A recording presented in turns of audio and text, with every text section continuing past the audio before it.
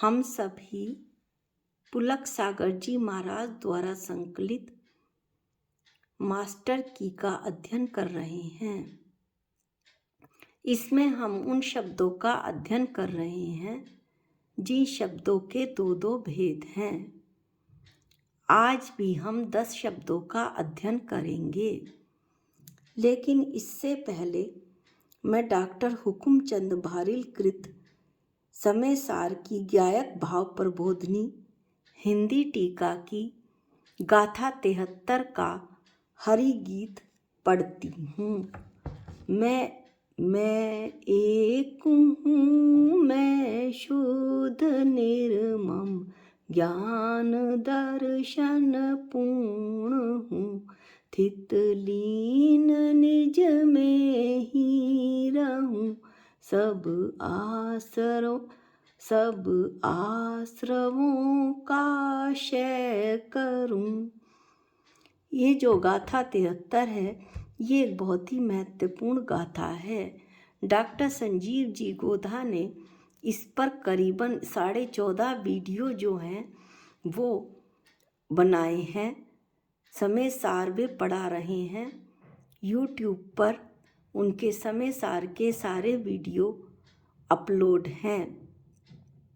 एक एक शब्द को उन्होंने इतने आनंद के साथ बतलाया है कि वे हृदय में उतर जाते हैं। अब हम अपनी मूल बात पर आते हैं कि हम मास्टर की में उन शब्दों का अध्ययन कर रहे थे जिनके दो दो भेद हैं। तो आज हम जिन शब्दों का अध्ययन करेंगे वे हैं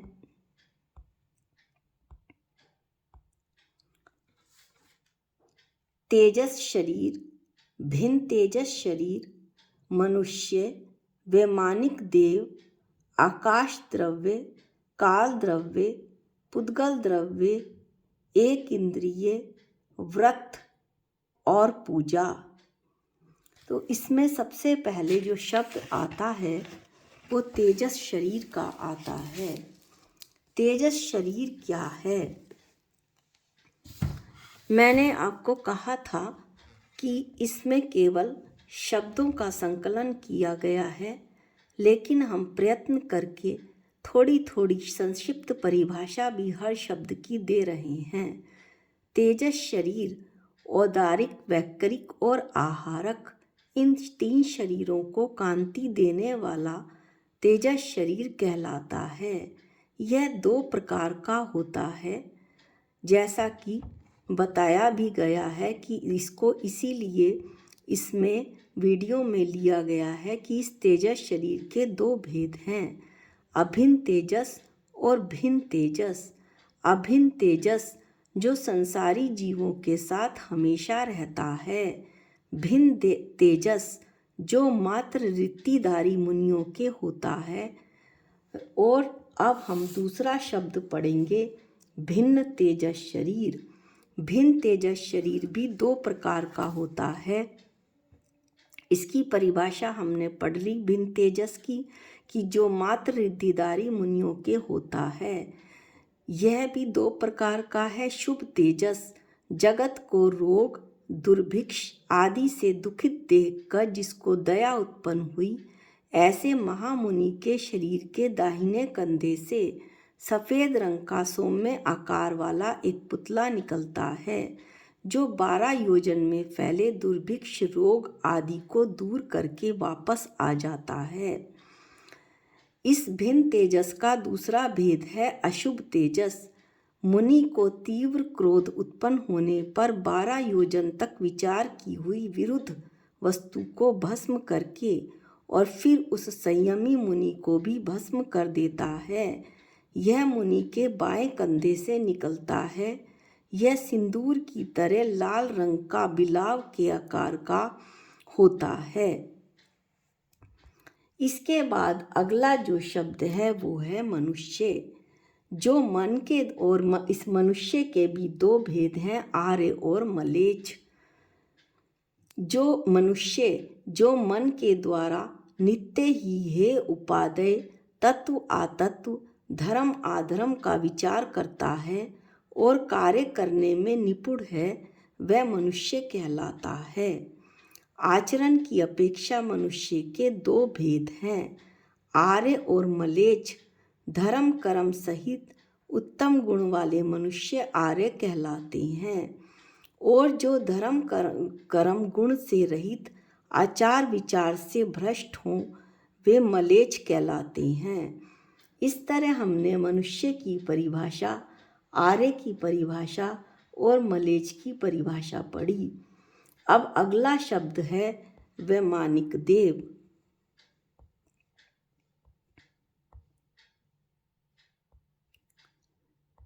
देवों के चार भेदों में एक वैमानिक देव का नाम आता है।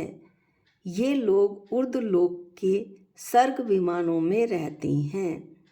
सर्ग के दो विभाग हैं, कल्प व कल्पातीत। इंद्र सामनिक आदि रूप कल्पना भेद युक्त देव जहाँ तक रहते हैं उसे कल्प कहते हैं। वे 16 हैं।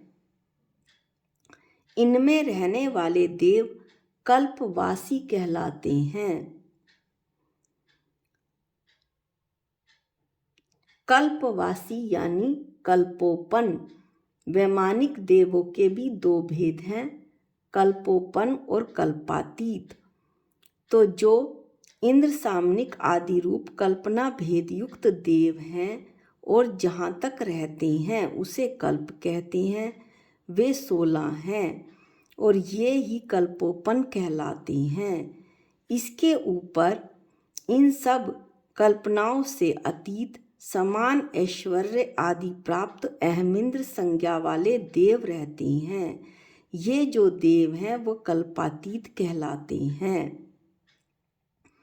इस तरह से जो इंद्र सामनिक आदि रूप कल्पना भेद युक्त देव हैं वे तो कल्पोपन हैं, और उनके ऊपर यानी कि इनके बाद रहने वाले जो कल्पनाओं से अतीत हैं वो अहमिंद्र संज्ञा वाले देव कल्पातीत कहलाते हैं।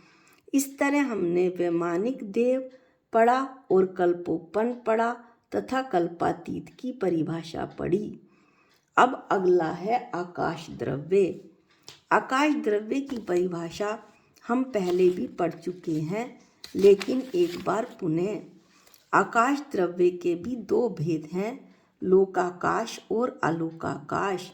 जो जीवादिक 5 द्रव्यों को रहने के लिए स्थान देता है उसे आकाश द्रव्य कहते हैं। इसके दो भेद हैं, लोकाकाश जिसमें समस्त जीवादिक समस्त द्रव्य पाए जाते हैं उसे लोकाकाश कहते हैं। आलोकाकाश, लोकाकाश के बाहर अनंत आकाश को आलोकाकाश कहते हैं। आकाश द्रव्य के बाद काल द्रव्य आता है। काल द्रव्य के भी दो भेद हैं, इसलिए इसे इस वीडियो में लिया गया है। निश्चय काल और व्यवहार काल। मूल बात को हमें नहीं छोड़ना चाहिए।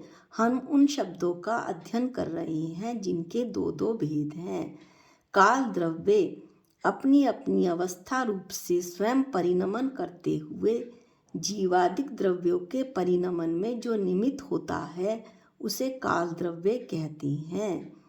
निश्चय काल, काल द्रव्य को निश्चय काल कहते हैं तथा लोकाकाश के एक एक प्रदेश पर एक एक काल द्रव्य कालाणु स्थित होता है। व्यवहार काल किसे कहते हैं? वर्ष, महीना, दिवस, घड़ी, पल वगैरह को व्यवहार काल कहते हैं। इस तरह हमने काल की परिभाषा, निश्चय काल और व्यवहार काल की परिभाषा पढ़ी। अब हम अगला शब्द लेंगे पुद्गल द्रव्य। पुद्गल द्रव्य के भी दो भेद हैं।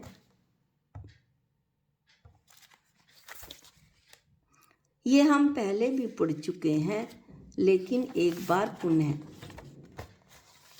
अणु और स्कंद। पुद्गल द्रव्य के दो भेद हैं, अणु और स्कंद। अणु या परमाणु एक ही बात है जिसका दूसरा विभाग नहीं हो सकता, ऐसे सूक्ष्म पुद्गल को अणु कहते हैं। स्कंद किसे कहते हैं? वैसे इसमें लघु जैन सिद्धांत प्रवेशिका में पुद्गल के दो भेद किए गए हैं, परमाणु और स्कंद। तो परमाणु किसे कहते हैं जिसका दूसरा विभाग नहीं हो सकता, ऐसे सबसे सूक्ष्म पुद्गल को परमाणु कहते हैं। स्कंद किसे कहते हैं? दो या दो से अधिक परमाणुओं के बंध को स्कंद कहते हैं।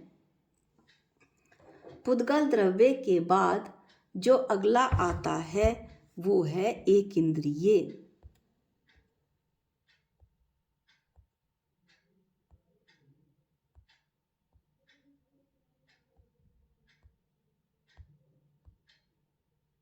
एक इंद्रिय जीव वे जीव होते हैं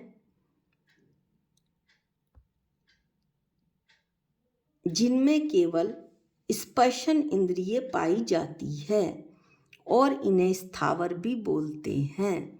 इनके भी दो भेद हैं, बादर जीव और सूक्ष्म जीव। परिभाषा बढ़ाने को तो हम कितनी भी बढ़ा सकते हैं। एक इंद्रिय पे ही 10 पेज लिखे जा सकते हैं और बोले जा सकते हैं, लेकिन हमें केवल संक्षिप्त परिभाषा को देखना है और एकदम जो एक्यूरेट परिभाषा है वो देखनी है। बादर जीव जो स्वयं भी दूसरों से रुकते हैं और दूसरों को भी रोकते हैं, उनको बादर जीव कहते हैं। सूक्ष्म जीव किन्हें कहते हैं? जो दूसरों को नहीं रोकते तथा दूसरों से भी नहीं रुकते, उन्हें सूक्ष्म जीव कहते हैं। इस तरह से हमने एक इंद्रिय की परिभाषा पढ़ी और इसके बाद बादर की परिभाषा पढ़ी और सूक्ष्म की भी परिभाषा पढ़ी। अब जो अगली परिभाषा है वो है व्रत, और व्रत के भी दो भेद हैं, अणुव्रत और महाव्रत। तो जो व्रत है उसकी क्या परिभाषा हुई? हिंसा, असत्य, चोरी, कुशील, परिग्रह आदि पापों की एक देश या सर्वदेश निवृत्ति को व्रत कहते हैं। यह भी व्रत दो प्रकार के हैं, श्रावकों के अणुव्रत या एक देश व्रत और साधुओं के महाव्रत या सर्वदेश व्रत होते हैं। इस तरह हमने व्रत की परिभाषा पढ़ी, अणुव्रत और महाव्रत की परिभाषा पढ़ी। इसके बाद जो अगला शब्द है वो है पूजा। पूजा दो प्रकार की है, द्रव्य और भाव। पूज्य की अर्चना को पूजा कहते हैं। जो पवित्र करे वो पूजा है।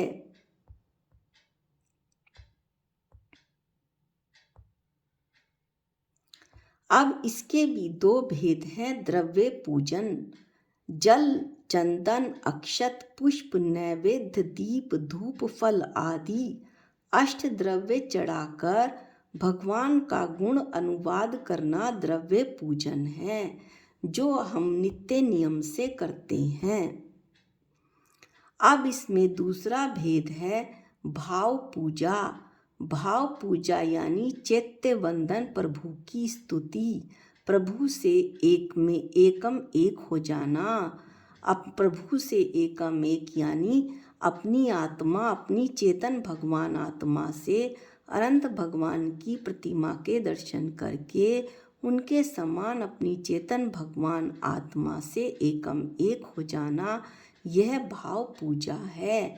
जो भाव पूजा है वो साधु और साध्वी भी करते हैं, लेकिन हम श्रावक द्रव्य एवं भाव दोनों पूजाओं के अधिकारी होते हैं, जबकि साधु और साध्वी जी द्रव्य पूजा नहीं करते, वे केवल भाव पूजा ही करते हैं। आज के वीडियो में हम इन्हीं 10 शब्दों का अध्ययन करेंगे। अगले वीडियो में भी कुछ शब्द ऐसे आएंगे जिनका विभाजन द्रव्य और भाव के रूप में किया जाएगा, उनका अध्ययन हम अगले वीडियो में करेंगे। निज निधि निज में बताई, ये अनंत उपकार है। इसके लिए जिन वाणी माँ को वंदना अनंत बार है, वंदना अनंत बार है। सबको जय जिनेंद्र।